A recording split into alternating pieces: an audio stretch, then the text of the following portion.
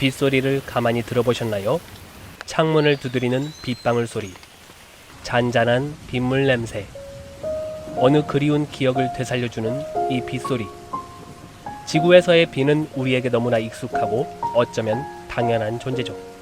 그런데 태양계 어딘가에도 비가 내리는 세상이 또 하나 있다는 것 알고 계셨나요? 하지만 그 비는 물이 아닌 메탄이라는 기체 연료로 이루어져 있고 차갑고 기름처럼 끈적한 빗방울이라고 합니다. 토성의 주위를 돌고 있는 위성 중 가장 큰 타이탄이라는 위성입니다. 타이탄은 겉모습부터 독특합니다. 짙은 노란색 스모그처럼 덮인 대기가 눈에 띄죠. 타이탄의 대기는 지구처럼 주로 질소로 구성되어 있는데요.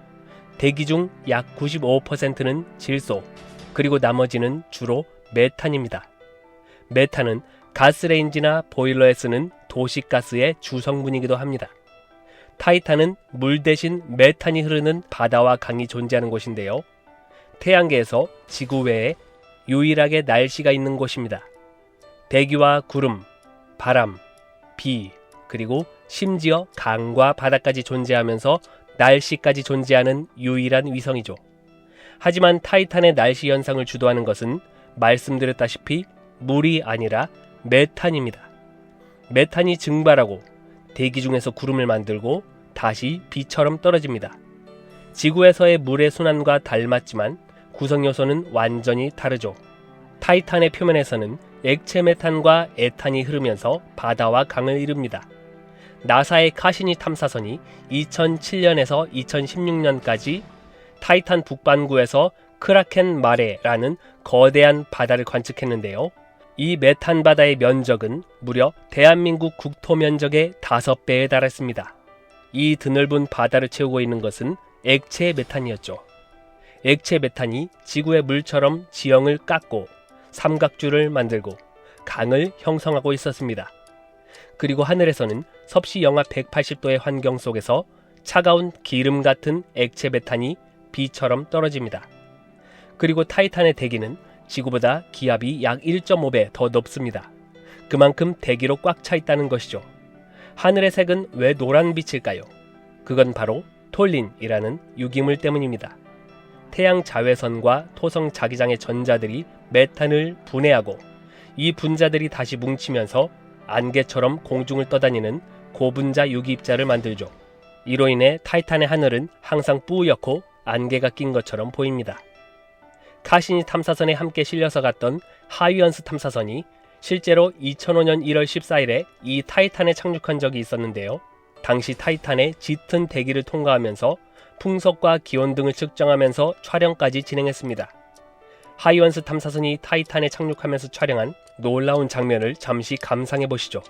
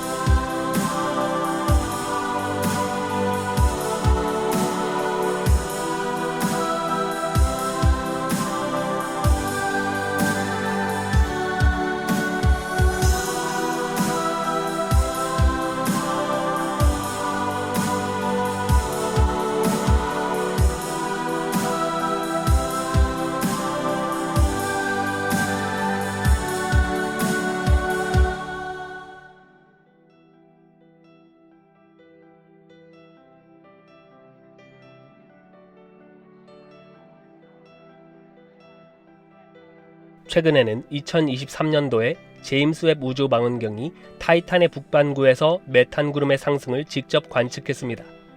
단순히 구름이 떠 있는 상태로만 존재하는 것이 아니라 실제로 대기 중에서 대류가 일어났다는 증거였습니다.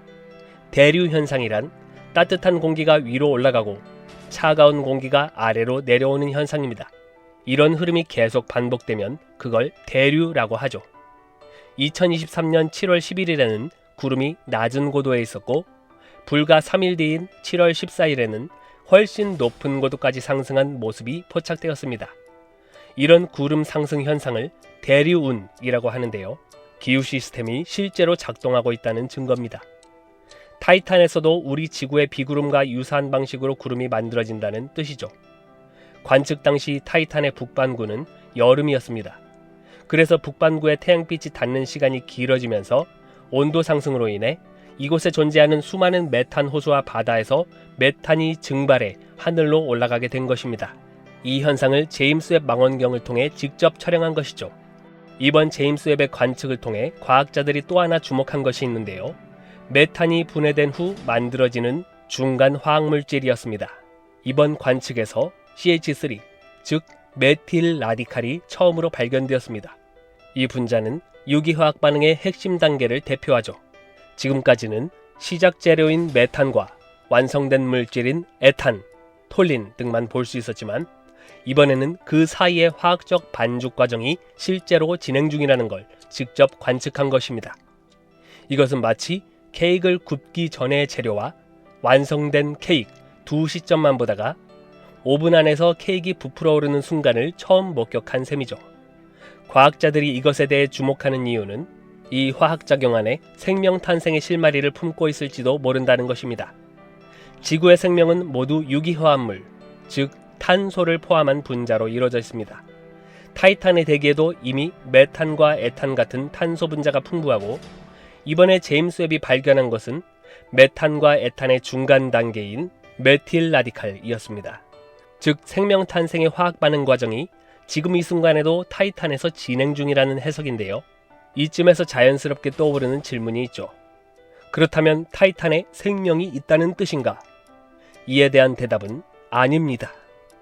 메틸 라디칼은 생명체의 직접적인 증거가 아니죠. 이 물질은 생명체가 없어도 충분히 자연적인 화학 반응 속에서 생성될 수 있습니다. 지금까지 관측된 것은 단지 유기화학 반응의 한 조각일 뿐, 이 유기화학 반응이 생명으로 이어졌다는 직접적인 증거는 아직 없습니다.